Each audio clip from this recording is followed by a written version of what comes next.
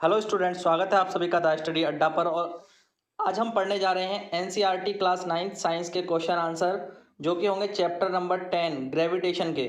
तो ग्रेविटेशन के question answers को स्टडी करेंगे और समझेंगे कि पर्टिकुलर क्वेश्चन का क्या आंसर होना चाहिए।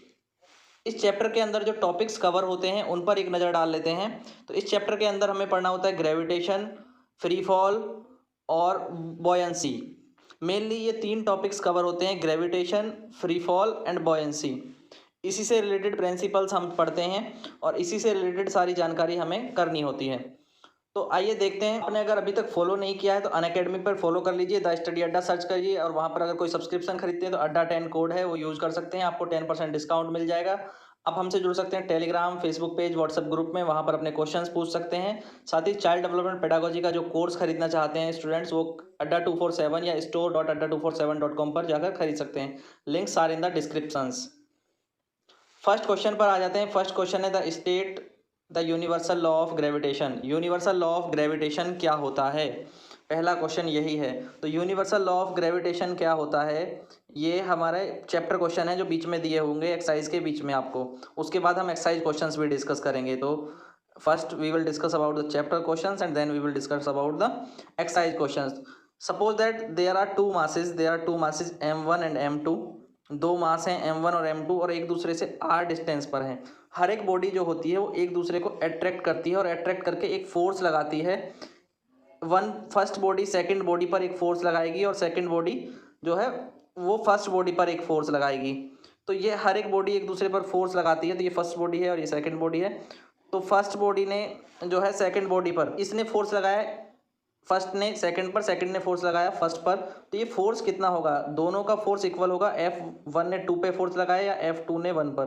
तो इसके लिए एक रूल है जिसको यूनिवर्सल लॉ ऑफ ग्रेविटेशन कहा जाता है। ये लॉ क्या कहता है कि जो फोर्स है, force will be the directly proportional to the product of masses of this bodies, यानी m1 और m2 के प्रोडक्ट के फोर्स प्रोपोर्शनल होगा। और ये फोर्स जो है इन्वर्सली प्रोपोर्शनल होगा इन दोनों के बीच की डिस्टेंस के स्क्वायर के, यानी 1/r² के। अगर हमने इनके बीच की डिस्टेंस 1/r² मानी है तो इसी को हम कहते हैं यूनिवर्सल लॉ। तो यूनिवर्सल लॉ क्या है? द फोर्स या gravitational force is proportional to the product of masses of the bodies and the gravitational force is inversely proportional to the square of distance between the bodies which are applying the attraction force on each other. तो ये जो दोनों body एक दूसरे पर attraction force लगाती हैं, इस अट्रैक्शन फोर्स को ही हम कहते हैं ग्रेविटेशनल फोर्स। क्या कहलाता है? Gravitational force. तो इसी ग्रेविटेशनल फोर्स के बारे में हम स्टडी करेंगे। तो आपको अपना आंसर कैसे लिखना है, ये आपका आंसर है। आपको इस तरह से अपना आंसर लिखना है। The universal law states that the force acting between the two object directly proportional to the product of their masses and the inversely proportional to the square of the distance between these case. ये दो body object हो गए, उनके बीच की एक distance हो गई। और consider the masses of the two object m1 and m2, the distance between this object is r, the force of attraction acting between them is f।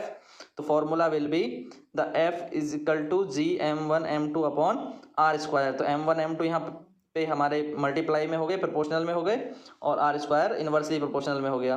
तो g की एक वैल्यू होती है जो हमेशा कांस्टेंट रहती है। g 6.67 into 10⁻⁻11।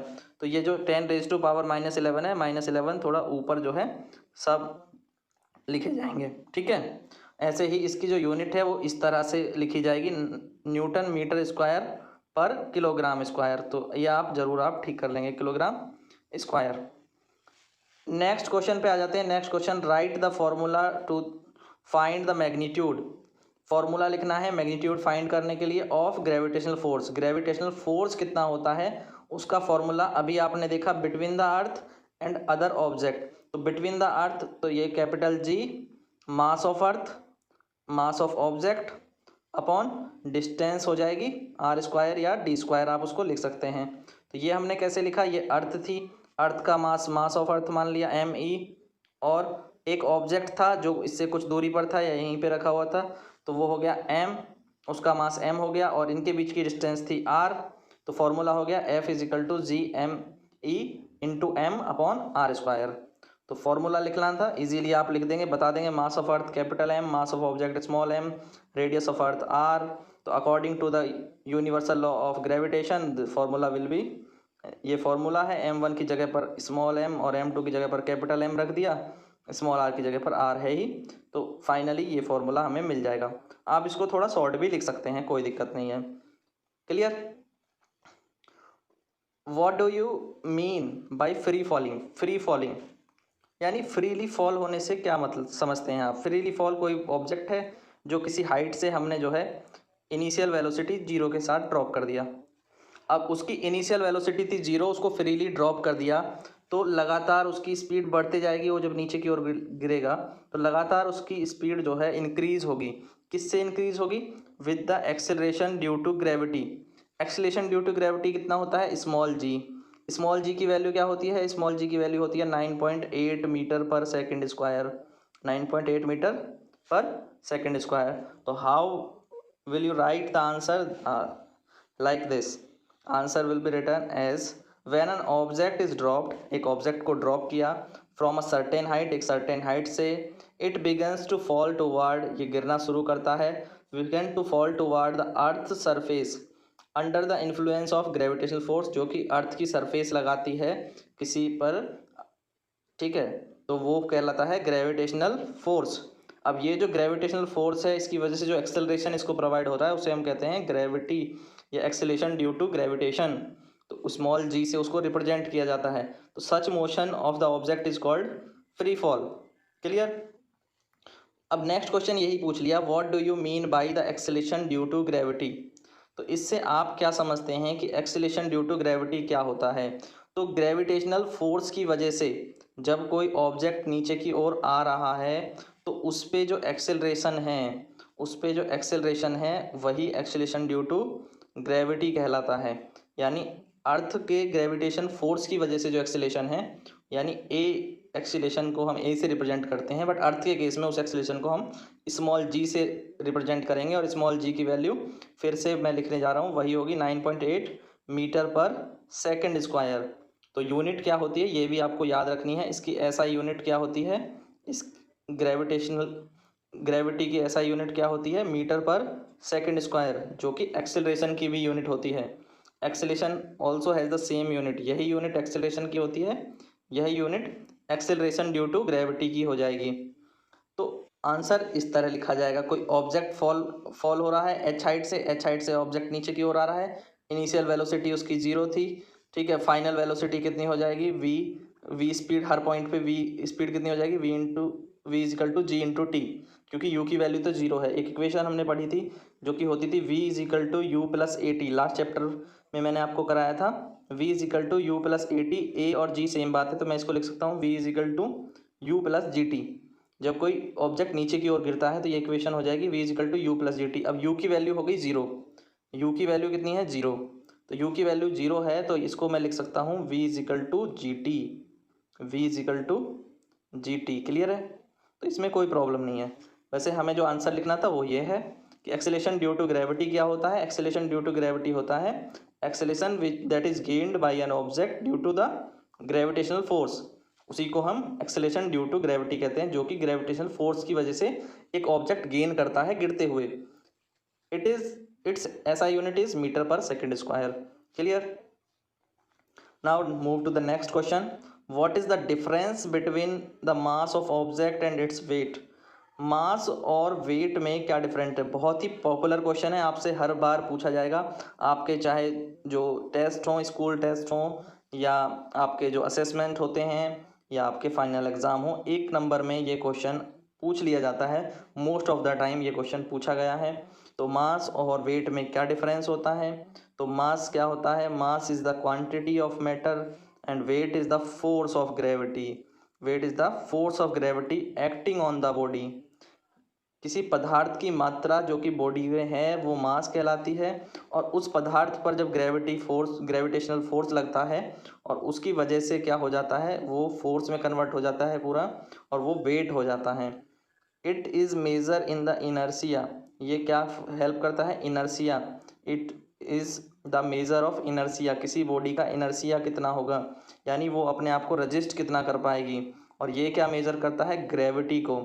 किसी को it is the measure of gravity, it is the measure of gravity, the mass is a constant quantity, mass change नहीं होता, चाहे आप अर्थ पे जाएं या मून पे जाएं या कहीं भी किसी जगह जाएं, मास चेंज नहीं होता, कांस्टेंट रहता है। वेट चेंज हो जाता है हर एक लोकेशन पे, हर एक प्लेनेट पे मास की वैल्यू अलग अलग हुई, यानी डिफरेंट प्लेसेस पर मास की वैल्यू डिफरेंट डिफरेंट होती है, ये कांस्टेंट नहीं रहता है, क्योंकि हर एक प्लेस पे जो ग्रेविटेशनल फोर्स है जी और एक्सेलेरेशन ड्यू टू ग्रेविटी है, स्मॉल जी की वैल्यू बदलती रहती है।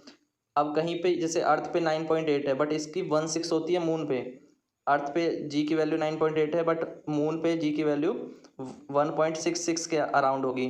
तो इससे क्या हुआ, 1.66 के अराउंड होगी, तो इससे आपका जो मास है वो तो कांस्टेंट रहेगा बट वेट आपका 6 गुना कम हो जाएगा जब आप अर्थ से मून पे चले जाएंगे। तो अर्थ से मून पे चले जाएंगे तो वेट आपको 6 गुना कम फील होगा, 6 times. It's only has magnitude, it only has magnitude, right? It has magnitude as well as direction। तो weight is a vector quantity, mass is a scalar quantity। ऐसे भी हम कह सकते हैं mass क्या है, स्केलर है, और weight क्या है, वेक्टर क्वांटिटी है। ठीक है, स्पेलिंग लिख देता हूँ, देखो सही से, स्केलर है, ठीक है, और ये वेक्टर क्वांटिटी है। क्लियर। एसआई यूनिट क्या होती है, मास की एसआई यूनिट होती है किलोग्राम, और इसकी एसआई यूनिट होती है न्यूटन, कैपिटल एन से रिप्रेजेंट कर सकते हैं, न्यूटन हो जाएगी। ठीक है, तो ये किलोग्राम हो जाएगा। अब नेक्स्ट क्वेश्चन देखते हैं, why is the weight of object on the moon is 1/6 its weight on the earth. अब वही पूछ लिया कि क्या, क्यों हमारा जो वेट है वो मून पे जा कर के 1/6 हो जाता है, वेट ऑन मून क्या हो जाता है, 1/6 हो जाता है वेट ऑन अर्थ के, जो वेट ऑन अर्थ के 1/6 हो जाता है। ठीक है, तो वेट ऑन अर्थ के 1/6 हो जाता है। लाइट पेन से राइटिंग थोड़ा ज़्यादा अच्छी आती नहीं है बट आप समझने पे ज़्यादा ध्यान देंगे। ठीक है, तो 1/6 हो जाएगा, तो क्या होगा, अगर मान लो अभी आपका वेट 50 kg है, आपने वेट किया था, और आपने जो वेट किया जिसको आप 50 kg कहते हैं वो एक्चुअल में न्यूटन होता है, वेट हम न्यूटन में रिप्रेजेंट करते हैं। तो वो वेट है जो आप करते हैं मशीन पे, जो वेट मशीन होती है वो आप न्यूटन में मेज़र करते हैं, ये याद रखेंगे। तो अगर 50 न्यूटन आपका वेट है, तो अगर आप चले गए मून पे, तो मून पे आपका वेट 50/6 हो जाएगा, 50/6 हो जाएगा। इंटरेस्टिंग। तो देखिए आंसर कैसे लिखेंगे, आंसर कैसे लिखना है, the mass of the moon is 100 times in compare to earth. तो मून जो है वो अर्थ से 100 गुना छोटा है। ठीक है, अर्थ से 100 गुना छोटा है, और उसकी रेडियस 1/4, 1/4 है अर्थ की रेडियस से, यानी अर्थ उससे बड़ी है, अर्थ मून से बड़ी है। तो इसके रिजल्ट के कारण क्या होता है, ग्रेविटेशनल फोर्स जो है वो मून का कम हो जाता है। कितना कम हो जाता है, वो 1/6 हो जाता है। किसका, ग्रेविटेशनल फोर्स जो कि अर्थ पे है, तो अर्थ के कंपैरिजन में कम हो जाता है। जब हम इसको सॉल्व करेंगे तो भी हम ये कैलकुलेट कर सकते हैं, बट हमें याद रखना है डायरेक्टली फॉर्मूला। फॉर्मूला क्या है, GM, यानी gravitational acceleration due to gravity on moon और acceleration due to gravity on earth, और इनके बीच में रिलेशन हो गया GM is equal to 1/6 into GE। Next question, very important question, और it is a practical question, why is it difficult to hold a school bag.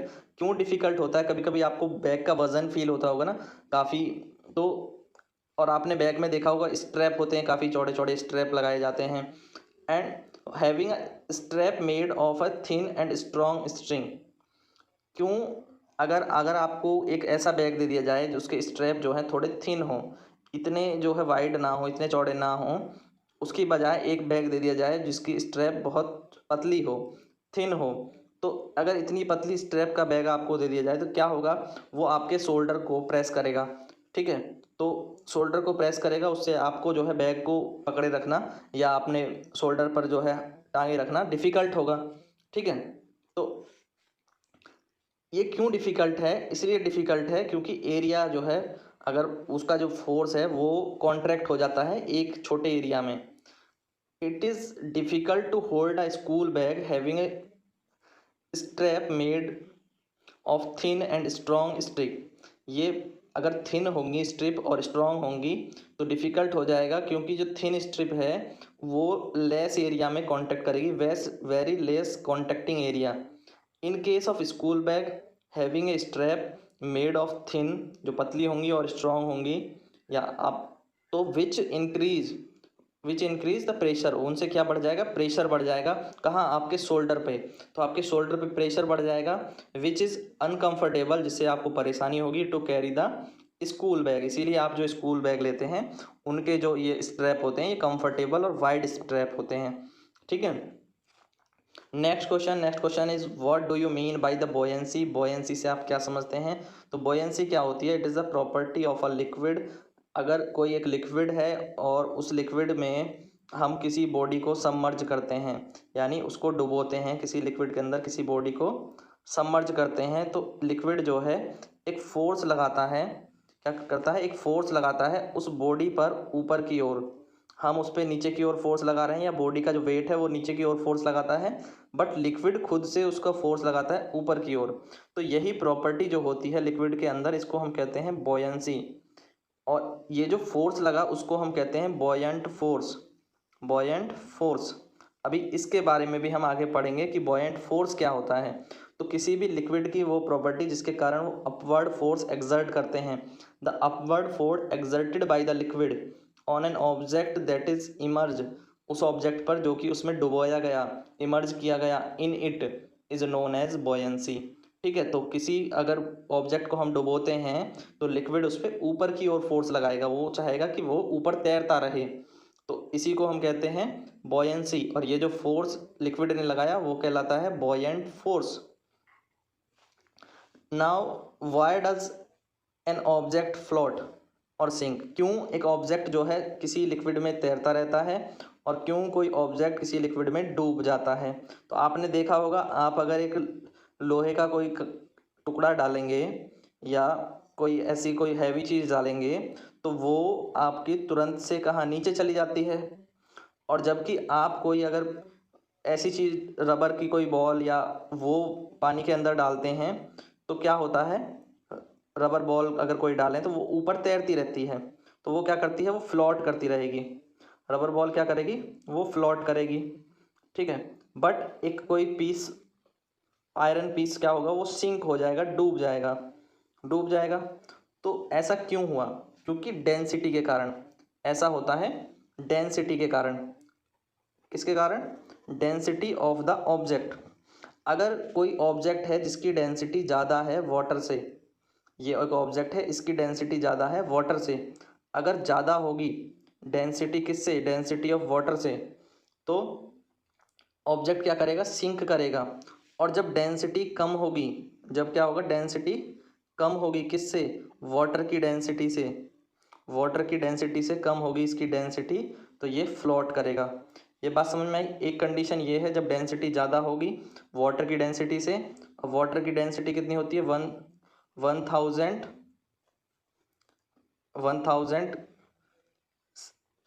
होती है। ठीक है, और why does an object float और sink, तो answer हो जाएगा an object sink in water if its density is greater than that of the water, और object float in the water if its density is less than that of the water. ठीक है, next question is do you find your mass to be 40 kg। आपने find किया आपका mass है 42 kg on a waiting machine, on A weighing machine. तो क्या ये मास कम है या ज़्यादा है? इज़ योर मास मोर और लेस? तो क्या होता है जब आप वेइंग मशीन पर खड़े होते हैं, तो वेइंग मशीन पर खड़े होते हैं तो एक फोर्स आपका ऊपर की ओर भी लगता है, एक फोर्स आपकी बॉडी पर ऊपर की ओर भी अप्लाई होगा जो कि अपलिफ्ट करेगा, वो वेइंग मशीन लगाएगी आपकी बॉडी पर। तो इस वजह से कुछ मास कम मेजर होगा। देखिए आंसर में क्या है, when we weight our body, जब हम अपनी बॉडी का वेट करते हैं तो an uplift force act on it, this upward force is the buoyant force.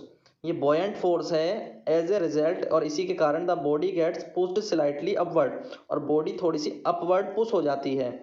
And the causing the weight machine to show the reading less than the actual value. तो इससे थोड़ा सा वेट कम major होता है, तो जो 42 kg है उससे थोड़ा सा स्लाइटली लेस मास होगा। तो ये बात आपको समझ में आ गई। अब नेक्स्ट क्वेश्चन पे चलते हैं, क्वेश्चन नंबर 11। तो ये हमारा चैप्टर का लास्ट क्वेश्चन होगा। तो इस चैप्टर के लास्ट क्वेश्चन के बाद, इसके आंसर के बाद आपको एक्सरसाइज क्वेश्चन के लिए क्या करना है, तो एक्सरसाइज क्वेश्चन मिलेंगे आपको सेकंड पार्ट में। तो इसी सीरीज का सेकंड पार्ट होगा ग्रेविटेशन के चैप्टर के एनसीईआरटी एक्सरसाइज क्वेश्चन आंसर। तो आपको क्या करना है, ग्रेविटेशन के जो क्वेश्चन आंसर हैं, चैप्टर के क्वेश्चन आंसर तो चैप्टर के बीच में जो एनसीईआरटी में दिए हुए वो तो हमने यहाँ डिस्कस कर लिए। अब जो एक्सरसाइज के में दिए हुए हैं एनसीईआरटी एक्सरसाइज में लास्ट में, उन क्वेश्चंस के आंसर वो नेक्स्ट पार्ट में मैं डिस्कस करूंगा। अब इस क्वेश्चन का आंसर देख लेते हैं। You have a bag of cotton. तो आपके पास कॉटन का एक बैग है और एक आयरन बार है, दोनों का मास जो है each indicating mass is 100 kilogram. एक कॉटन का बैग है और एक आयरन बार है, दोनों का मास क्या है, 100 किलोग्राम। दोनों का मास 100 kg दिया हुआ है, तो इसका मास भी 100 kg है और उसका मास भी 100 kg है। Major on A weighing machine, in really the one is heavier than other. In reality जो है क्या है, एक हैवी है और एक जो है उससे कम मास की है, जबकि वेइंग मशीन पे दोनों सेम थे। तो वेइंग मशीन पे दोनों सेम थे, तो इसका मतलब जो है क्या रीज़न है कि जबकि एक्चुअल में वो हैवी है एक चीज़ और एक चीज़ कम है। तो इसका रीज़न भी हमारा बॉयंसी फोर्स में छिपा है। देखिए क्या है, the cotton bag experience a large upthrust. अब कॉटन पे जो है लार्ज अपथ्रस्ट लगता है, ज़्यादा अपथ्रस्ट फोर्स लगता है, तो कॉटन एक्चुअल में 100 kg से ज़्यादा होगी, 100 kg से प्लस होगी काफ़ी, बट उस पर अपथ्रस्ट ज़्यादा लग रहा होगा, इसलिए वो जब 100 मेजर हुई तो बहुत ज़्यादा ऊपर उसका मास जा चुका था। जबकि अपथ्रस्ट फोर्स जो है तो उसका मास कम उसने इंडिकेट किया एक्चुअल मास से, जब और आयरन बार पे जो अपथ्रस्ट है वो कम लगेगा। ठीक है, अब उस पे अपथ्रस्ट एयर का कम लगेगा आयरन बार पे। तो the cotton bag experience larger upthrust of the air than the iron bar, so the weighing machine indicate the small mass for the cotton bag than the actual mass। ठीक है, तो ये chapter question हो गए। Exercise question के लिए आपको YouTube में लिखना है ग्रेविटेशन द स्टडी अड्डा। तो या आपको जो भी वीडियो ढूंढनी हुआ करे उस वीडियो के टाइटल के साथ जो आप टॉपिक सर्च कर रहे हैं द स्टडी अड्डा लिखेंगे तो आपको सबसे पहले वो वीडियो मिलेगा। तो आप लिखना ग्रेविटेशन द अड्डा यूट्यूब सर्च में और आपको वो वाला वीडियो भी मिल जाएगा। और सेकंड पार्ट में उसको अलग से अपलोड कर रहा हूँ, अब रीज़न आप जानते ही हैं। तो स्टूडेंट्स वीडियो काफ़ी लंबी हो जाती है और आप लोगों को भी प्रॉब्लम आती है वीडियो देखने में और मुझे अपलोड करने में परेशानी होती है, तो इसलिए जो है वीडियो को 2 पार्ट में रखा गया है। चैप्टर क्वेश्चन ऑलरेडी डिस्कस हो चुके हैं, फॉलो कर लीजिए। अनअकैडमी पर जाकर के द स्टडी अड्डा को अड्डा 10 यूज़ कर सकते हैं। सब्सक्रिप्शन खरीद रहे हैं तो टेलीग्राम ग्रुप, सब फेसबुक पेज, व्हाट्सएप पेज, जहाँ भी आप ज्वाइन करना चाहते हैं ज्वाइन कर लीजिए। चाइल्ड डेवलपमेंट पेडागोजी का स्पेशल डिज़ाइन कोर्स है B Ed, BTC, UP TET, C TET students के लिए, और वो इसको परचेज कर सकते हैं अड्डा 247 से या store.adda247.com पर जा करके। Thank you guys, thanks for watching. Video को लाइक जरूर करें, शेयर करें, चैनल को सब्सक्राइब करें, बेल आइकन प्रेस कर लीजिए अगले आने वाले वीडियो का नोटिफिकेशन आपको